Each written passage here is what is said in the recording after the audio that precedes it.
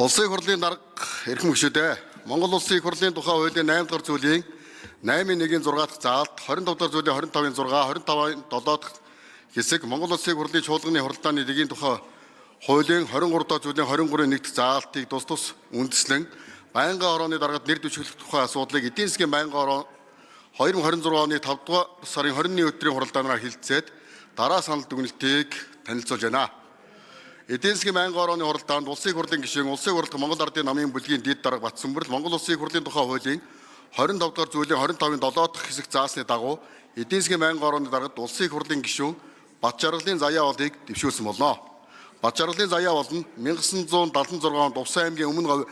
суманд төрсөн, 1994 онд Увсан аймгийн Улаангом сум ерөнхий боловсролын 1-р сургууль, 1999 онд Монгол Улсын их сургуулийн эдийн засгийн сургуулийг санхүү эдийн засгийн мэргэжлэр 2008 онд Америк нэгдсэн улсын Жорж Майсны их сургуулийг төрийн удирдлагын магистр зэрэгтэй төгссөн. 2017 онд Монгол Улсын их сургуулийг хууль зүйн сургуулийг эрх зүйч мэргэжлэр төгссөн байна.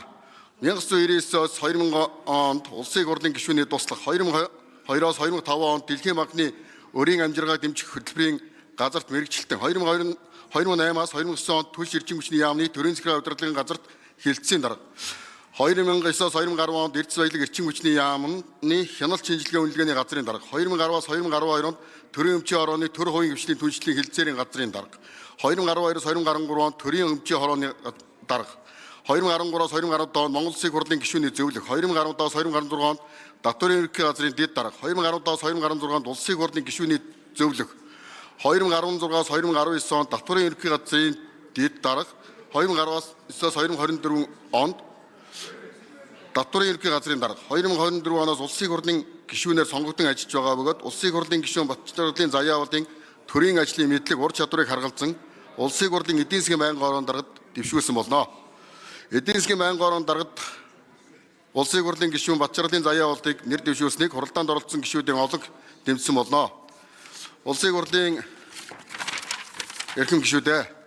байнгын орооны даргад нэр дэвшүүлэх тухай асуудлыг хэлэлцсэн талаарх эдийн засгийн байнгын орооны санал дүгнэлтийг хэлэлцэн шийдвэрлэж өгөхийг хүсье.